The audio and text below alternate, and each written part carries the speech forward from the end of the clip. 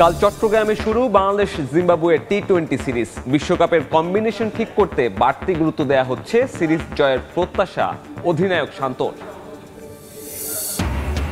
সিলেটে সিরিজের তৃতীয় টি-20তে বিকেলে মুখোমুখি হবে বাংলাদেশ ও ভারত নারী দল। সিরিজ বাঁচাতে জয়ের বিকল্প নেই টাইগ্রেসদের সামনে।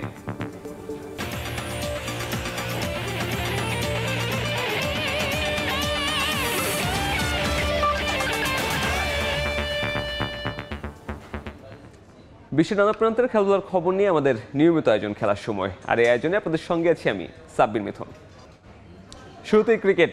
5 ম্যাচ সিরিজের প্রথম টি-20তে মুখোমুখি বাংলাদেশ জিম্বাবুয়ে। বিশ্বকাপের সেরা কম্বিনেশন ঠিক করতে এই সিরিজ ভীষণ গুরুত্বপূর্ণ টাইগারদের কাছে। জহুর আহমেদ চৌধুরী স্টেডিয়ামে ম্যাচ শুরু কাল সন্ধ্যা 6টায়।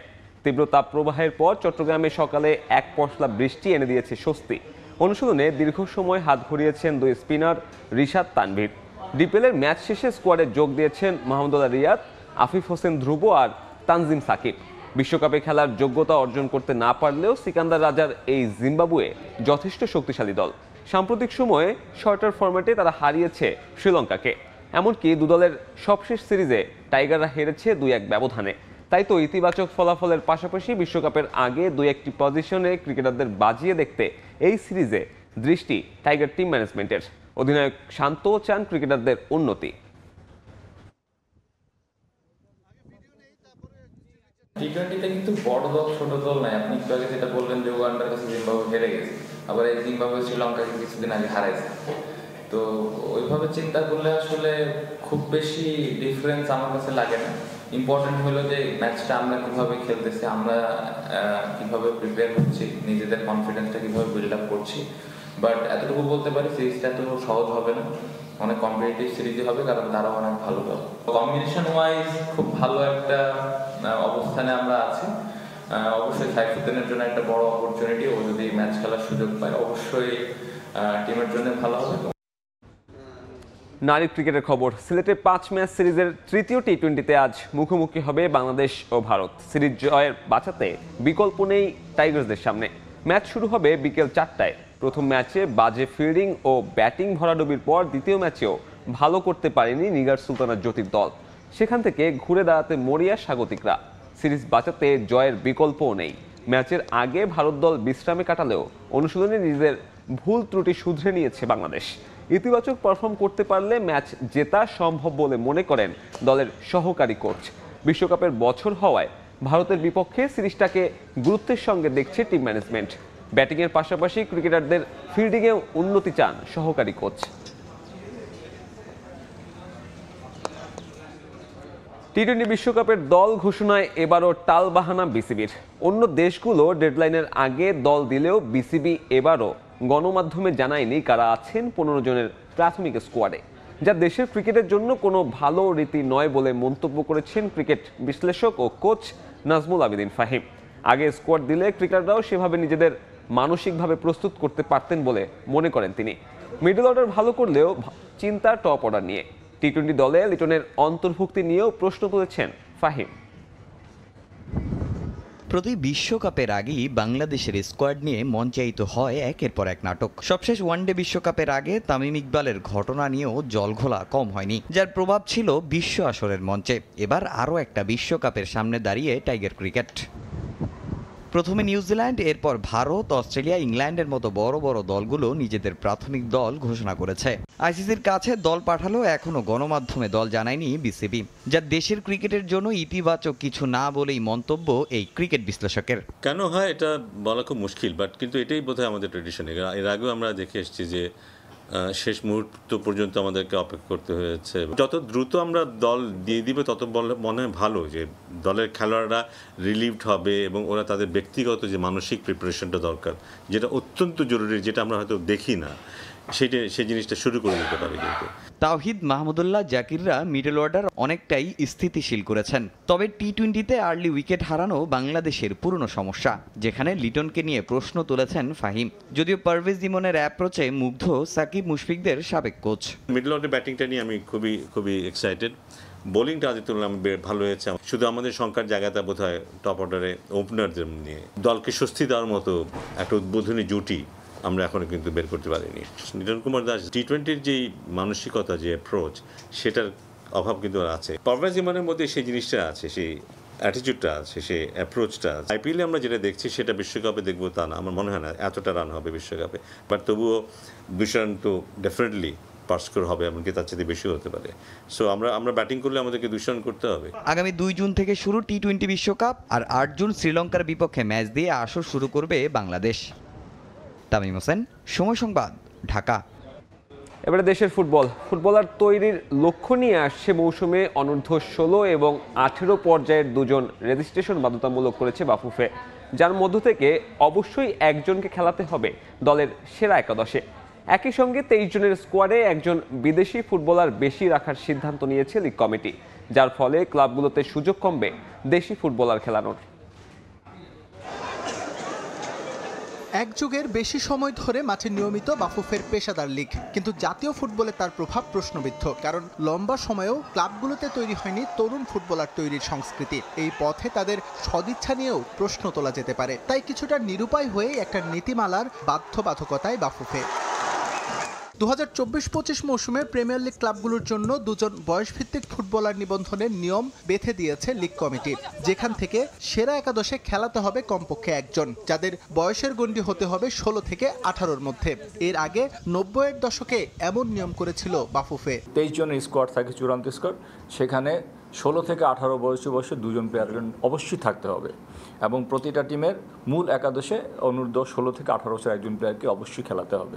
সাধুবাদ পাওয়ার মতো একটা সিদ্ধান্ত নিলেও সমালোচনার সুযোগ আছে লীগ কমিটির বিদেশি ফুটবলার নীতি নিয়ে। আসছে মৌসুমে 23 জনের স্কোয়াডে এই সংখ্যা বেড়ে দাঁড়াচ্ছে 5, সেরা একাদশে খেলানো যাবে 4 জন, যার ফলে কমবে দেশি ফুটবলারের ম্যাচ পাওয়ার সম্ভাবনা। আমরা 6 জনের রেজিস্ট্রেশন সীমাবদ্ধ রেখেছি, যার মধ্যে একজনকে অবশ্যই এশিয়ান হতে হবে। তবে এশিয়ান স্কোয়াডে থাকতে হবে এমন কোনো বাধ্যবাধকতা আমরা রাখছি না, এএফসির না। এএফসিতে কিন্তু এখন এশিয়ান কোনো বাধ্যবাধকতা নেই। এবং যে জিনিসটা আমরা আবার নতুন নিয়েছি, 23 জনের মধ্যে 5 জন বিদেশি প্লেয়ার নাম থাকতে পারবে, এবং একজনের পরিবর্তে আরেকজন বিদেশি প্লেয়ার সাব হিসাবে খেলতে পারবে। নতুন মৌসুমে আবারও ফিরছে সুপার কাপ। লিগ শেষ হবার পর শীর্ষ 4 দল নিয়ে হবে এই টুর্নামেন্ট। তবে প্রাইজ মানি কত হবে চূড়ান্ত হয়নি সেই সিদ্ধান্ত।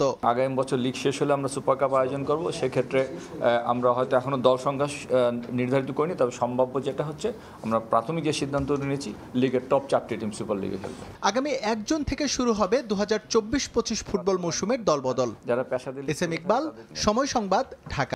আবারও ফুটবল প্রসঙ্গ। ইংলিশ প্রিমিয়ার লিগের ক্লাব ম্যানচেস্টার ইউনাইটেড খেলার সুযোগ পাচ্ছে বাংলাদেশি ফুটবলাররা। ইউনাইটেড উই প্লে নামে ক্যাম্পেইনে দেশের বিভিন্ন প্রান্তের প্রতিভাবান ফুটবলারদের অংশগ্রহণে অনুষ্ঠিত হলো 2টি ট্রায়াল। 2টি ক্যাটাগরিতে 500 ফুটবলারদের মধ্য থেকে বাছাইকৃত ফুটবলাররা পাবেন ম্যান ইউনাইটেডে খেলার সুযোগ। স্বপ্নের ক্লাবে খেলার সুযোগ কোনোভাবেই হাতছাড়া করতে চান না ট্রায়ালে অংশগ্রহণকারীরা, যেখানে অংশ নেন বাফুফে ক্যাম্পের বয়সভিত্তিক দলের নারী ফুটবলাররাও। মাথার উপর খরতাপ, গা বেয়ে দরদর করে ঝরছে ঘাম। তীব্র তাপপ্রবাহে যখন ঘরে বসে থাকাই মুশকিল, তখন লম্বা লাইনে দাঁড়িয়েও ঠোঁটের কোণে লেগে আছে এক চিলতে হাসি। এ যাত্রা তো স্বপ্ন পূরণের। এমন অপেক্ষা স্বপ্নের ক্লাব ম্যানচেস্টার ইউনাইটেডে খেলার সুযোগ করে নেয়ার। দেশের বিভিন্ন প্রান্ত থেকে প্রতিভাবান ফুটবলারদের ট্রায়ালের এক ক্যাম্পেইন শুরু করেছে বেসরকারি এক প্রতিষ্ঠান। ইউনাইটেড উই প্লে নামক স্লোগানে দেশের বিভিন্ন প্রান্ত থেকে 500 ফুটবলারের অংশগ্রহণে শুরু হয়েছে 2 দিন ব্যাপী এই ট্রায়াল কার্যক্রম। শেখ জামাল ধানমন্ডি ক্লাবের মাঠে প্রথম দিন 250-র বেশি ফুটবলার অংশ নেন এই ট্রায়ালে। কেউ মায়ের হাত ধরে, কেউ আবার বাবার হাত ধরে এসেছেন এই ট্রায়ালে। বিশ্বসেরা ফুটবলারদের সঙ্গে দেখা করা কিংবা ম্যানচেস্টার ইউনাইটেডের একাডেমিতে প্রশিক্ষণের সুযোগ লুফে নিতে মুখিয়ে খুদে ফুটবলাররা। আকাশ ছোঁয়ার স্বপ্ন নিয়ে এই কার্যক্রমে অংশগ্রহণ করেছেন বাফুফের ক্যাম্পে থাকা বয়সভিত্তিক দলের ফুটবলাররাও। রোনালদো যে ম্যানচেস্টার ইউনাইটেডে প্রথম খেলেছে, তাই ম্যানচেস্টার ইউনাইটেডে আসলাম। আমি এক্সপিরিয়েন্সটা করতে চাচ্ছি। সামনে হচ্ছে পর্তুগালে একটা ম্যাচ আছে, ওটা ইউনাইটেড ওয়ার্ল্ড ম্যাচ একটা, সো ওইটাতে আমার এটা অনেক কাজে আসবে। স্যার বলছে যে তোমাদের খেলা আমাদের খুব ভালো লাগছে, তো তোমরা এত ভালো পাসিং, এত ভালো ফুটবল খেলো, আমি এটা আশা করি নাই। আমরা এখান থেকে নতুন কিছু শিখতে পারছি, দেখতে পারছি, আরও হয়তো এরকম সুযোগ আসবে, ওইগুলো আমরা এখন থেকে বুঝতে পারবো। ভারত, নেপাল, থাইল্যান্ড সহ বেশ কয়েকটি দেশে চলছে ফুটবলার অন্বেষণ কার্যক্রম। বাংলাদেশ থেকে বাছাইকৃত 3 জনের জন্য সুযোগ থাকছে ভারতে ক্যাম্প করার। সেখান থেকে বাছাইয়ের মাধ্যমে ইংলিশ প্রিমিয়ার লিগের ক্লাব ম্যানচেস্টার ইউনাইটেডে যাওয়া যাওয়ার পাশাপাশি থাকছে চমৎকার সব সুযোগ সুবিধা। এখান থেকে 3 জন প্লেয়ারকে আমরা সিলেক্ট করব, বেস্ট 3 জন প্লেয়ারকে, এবং এদেরকে আমরা পরবর্তীতে ইন্ডিয়াতে নিয়ে যাব, ওখানে কোচিং হবে, তারপরে ওখানে ফাইনাল করা হবে, ওখান থেকেই ম্যানচেস্টার ইউনাইটেড নিয়ে যাওয়া হবে। ম্যানচেস্টার ইউনাইটেডের স্টেডিয়ামে বসে ম্যানচেস্টার ইউনাইটেডের সরাসরি খেলা দেখতে পারবে। ম্যানচেস্টার ইউনাইটেডের যে জায়গাগুলো আছে যেখানে জার্সি বিক্রি করে বা ওদের যে জিনিসগুলো আছে সেগুলোর একটা ট্যুর থাকবে। Just one day, but it is a very meaningful trip for them. Footballer অন্বেষণ কার্যক্রমে ট্রায়ালের দ্বিতীয় দিন অংশগ্রহণ করবেন বাকি 250 জন ফুটবলার। তাজিন খন্দকার, সময় সংবাদ, ঢাকা। রাশিয়া বেলারুশের মতো প্যারিস অলিম্পিকে নিষিদ্ধ করা হোক ইসরায়েলকেও, এমন দাবিতে ফ্রান্স অলিম্পিক আয়োজক কমিটির হেডকোয়ার্টারের সামনে আন্দোলন করেছে শত শত মানুষ। ইসরায়েল বিরোধী স্লোগানের পাশাপাশি গাজায় লম্বা সময় ধরে চলতে থাকা ইসরায়েলি গণহত্যার পরেও কেন নিশ্চুপ অলিম্পিক আয়োজক কমিটি, সে প্রশ্নও তোলেন আন্দোলনকারীরা।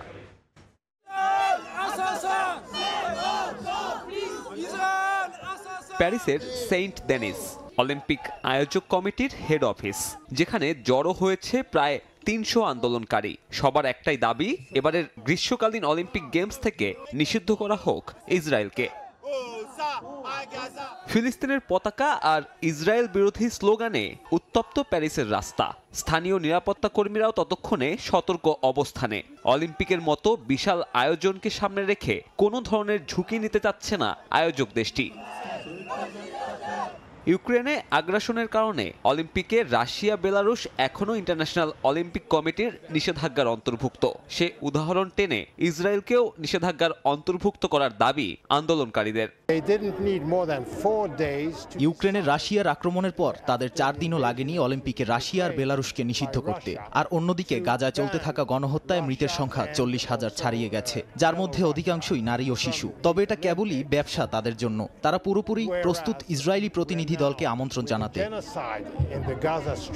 আগ্রাসন বৈষম্যের বিরুদ্ধে বরাবরই সোচ্চার থাকা অলিম্পিক কমিটি কেন ইসরায়েলের বেলায় নিশ্চুপ, তা অবাক করেছে সবাইকে। কেবল রাশিয়া বা বেলারুশ নয়, এর আগেও বেশ কিছু কঠোর সিদ্ধান্তের উদাহরণ রয়েছে অলিম্পিকের মঞ্চে। অলিম্পিকে যা ঘটছে সেগুলোর মধ্যে তুলনা করতে পারলে খুশি হব। কয়েক দশক আগেও যদি 1964 সালের কথা বলি, যখন বর্ণবাদী দক্ষিণ আফ্রিকাকে তাদের প্রকাশ্য বর্ণবাদের কারণে অলিম্পিকে নিষিদ্ধ করা হয়েছিল। এদিকে একদিকে যেমন ইসরায়েল বিরোধী আন্দোলন তীব্র হচ্ছে, অন্যদিকে জুলাইয়ে শুরু হতে যাওয়া অলিম্পিক গেমসকে সামনে রেখে শহরের সৌন্দর্য বর্ধনের কাজও বেশ জোরে সোরে চলছে। এরই মধ্যে প্যারিস সিটি হলের পাশ থেকে ঘরহীন মানুষদের স্থানান্তর প্রক্রিয়া শুরু করে দেওয়া হয়েছে, জানিয়েও তীব্র সমালোচনার মুখে আয়োজক দেশ। সাব্বির মিথুন, সময় সংবাদ। অস্ট্রেলিয়ায় বানানো পিচ ফ্লোরিডায় প্রস্তুত হয়ে এবার নাসাউ কাউন্টি ক্রিকেট স্টেডিয়ামে বসানোর কাজ শুরু করা হয়েছে। বিশ্বকাপকে সামনে রেখে যে ড্রপ ইন পিচ নিয়ে নানান আলোচনা, সেই পিচে ব্যাটারদের জন্য বাড়তি সুবিধা থাকবে বলে মনে করেন অ্যাডিলেইড ওভালের প্রধান কিউরেটর। পিচগুলোর মান তাদের প্রত্যাশার চেয়েও ভালো মানের হয়েছে বলে জানিয়েছেন কিউরেটর ডমিয়ান হাব। টি-20 বিশ্বকাপের বাকি নেই আর 1 মাসও। প্রথমবার বিশ্বকাপের মতো এত বড় কোনো ইভেন্ট আয়োজন করতে যাচ্ছে মার্কিন যুক্তরাষ্ট্র, তাদের সঙ্গে সহ আয়োজক ওয়েস্ট ইন্ডিজ। এই বিশ্বকাপের মাধ্যমে মার্কিন যুক্তরাষ্ট্র নতুন মাইলফলক তৈরি করবে বলে আশাবাদ স্বাগতিক দেশটির। তবে দেশটিতে এর আগে কোনো আইসিসি ইভেন্ট না হওয়াতে স্টেডিয়াম এবং পিচ প্রস্তুত ছিল না আগে থেকে। তাই বিশ্বকাপের জন্য অস্ট্রেলিয়া থেকে পিচ আনার ব্যবস্থা করে যুক্তরাষ্ট্র। কয়েক হাজার কিলোমিটার পথ পাড়ি দিয়ে এই পিচ এখন নিউ ইয়র্কে। বিশ্বকাপকে সামনে রেখে নাসাউ কাউন্টি ক্রিকেট স্টেডিয়ামের প্রস্তুতের কাজ এগিয়েছে অনেক দূর। 3 জুন শ্রীলঙ্কা ও দক্ষিণ আফ্রিকার মধ্যকার ম্যাচটি এই স্টেডিয়ামের প্রথম ম্যাচ। বিশ্বকাপ সামনে রেখে 10টি পিচ নিউ ইয়র্কে এসেছে। গেল বছরের শেষ থেকে অ্যাডলেট ওভাল টার্ফ সলিউশন দ্বারা ফ্লোরিডায় প্রস্তুত করা পিচগুলোর ইনস্টলেশনের কাজ এরই মধ্যে শুরু হয়েছে। 10টির মধ্যে 4টি পিচ নাসাউ কাউন্টি আন্তর্জাতিক ক্রিকেট স্টেডিয়ামের মাঝখানে অ্যাডলেট ওভালের প্রধান কিউরেটর তত্ত্বাবধানে প্রস্তুত করা হবে। বাকি 6টি পিচ পাশে অনুশীলনের জন্য বসানো হবে। পিচগুলো 20টির মতো সেমি ট্রেলার ট্রাক ব্যবহার করে ফ্লোরিডা থেকে নিউ ইয়র্কে আনা হয়েছে, তাই এর মান নিয়ে খানিকটা চিন্তায় ছিল কর্তৃপক্ষ। তবে সে পিচগুলো ভালো অবস্থাতেই আছে বলে নিশ্চিত করেছেন অ্যাডলেট ওভালের প্রধান কিউরেটর। সবকিছু পরিকল্পনা মতো হচ্ছে। আমি দেখছি পিচ ভালো অবস্থায় রয়েছে। আমাদের পিচের জন্য যেমন মানদণ্ড চেয়েছিলাম সেই প্রত্যাশা ছাড়িয়ে গেছে। এই ভেন্যুতেই খেলবে স্বাগতিক মার্কিন যুক্তরাষ্ট্র, কানাডা, আয়ারল্যান্ড, দক্ষিণ আফ্রিকা, শ্রীলঙ্কা, নেদারল্যান্ডস এবং বাংলাদেশের ম্যাচ। তাই গুরুত্বপূর্ণ ম্যাচে পিচের কন্ডিশন ভালো থাকবে বলে মনে করেন অ্যাডলেট ওভালের প্রধান কিউরেটর। আমরা আশা করি আমরা একটা ভালো টি-20 পিচ পেয়েছি, যাতে ভালো গতি, ভালো বাউন্স এবং ভালো কিছু শট খেলা যাবে। ব্যাটাররা পুরো মাঠ জুড়ে শট খেলতে পারবে বলে আশা করছি। টি-20 বিশ্বকাপে অংশগ্রহণকারী 20 দলের 9টি দেশ এই মাঠে খেলবে, যার মধ্যে ভারত এবং পাকিস্তানের মধ্যকার হাই ভোল্টেজ ম্যাচটি নাসাউ কাউন্টি ইন্টারন্যাশনাল ক্রিকেট স্টেডিয়ামে অনুষ্ঠিত হবে। ফারজানা জাহান প্রিয়া, সময় সংবাদ। খেলার সময়ের শীর্ষ সংবাদগুলো জানিয়ে দিচ্ছি আরেকবার। কাল চট্টগ্রামে শুরু বাংলাদেশ জিম্বাবুয়ে টি-20 সিরিজ। বিশ্বকাপের কম্বিনেশন ঠিক করতে বাড়তি গুরুত্ব দেওয়া হচ্ছে। সিরিজ জয়ের প্রত্যাশা অধিনায়ক শান্তর। সিলেটে সিরিজের তৃতীয় টি-20তে বিকেলে মুখোমুখি হবে বাংলাদেশ ও ভারত নারী দল। সিরিজ বাঁচাতে জয়ের বিকল্প নেই টাইগার্সদের সামনে।